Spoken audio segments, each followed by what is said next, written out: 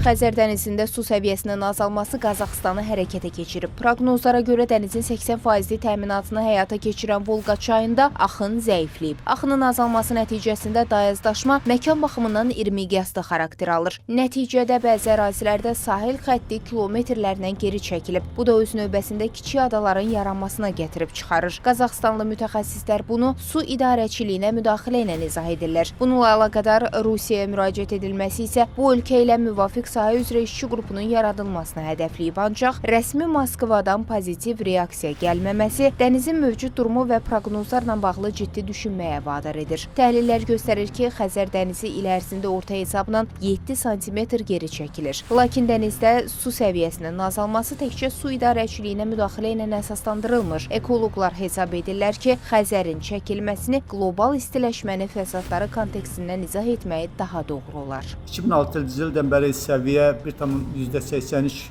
metr enib, sahəsi 34.000 kvadrat kilometr azalıb. Əgər bu proses belə davam edərsə 15 ilə dənizin səviyyəsinin əlavə 1-2 metr aşağı düşməsi də proqnozlaşdırılır.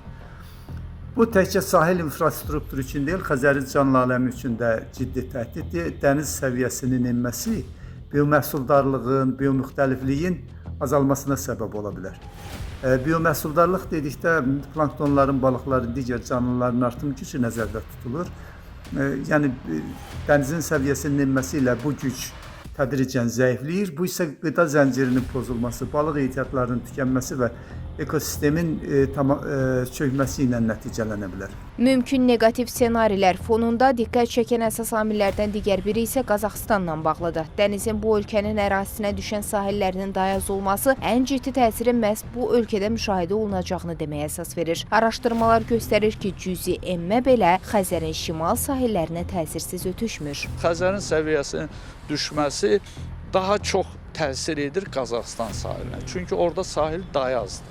Orada orta dərinlik 3-5, maksimum 15 metr arasında dəyişir.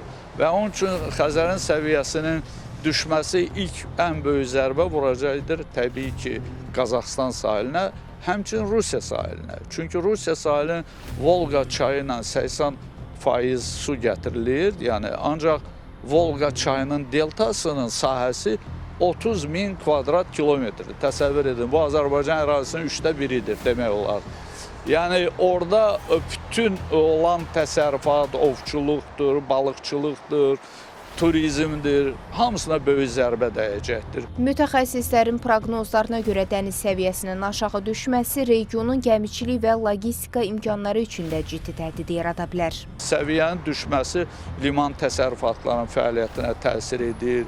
İndi daşınan yüklərin, məsələn, şərqdən gələn Türkmənbaşıdan, Aktaudan gələn, Kurikdən gələn yüklərin, yəni tankerlər, gəmilər, bərələr 100% yüklənmir.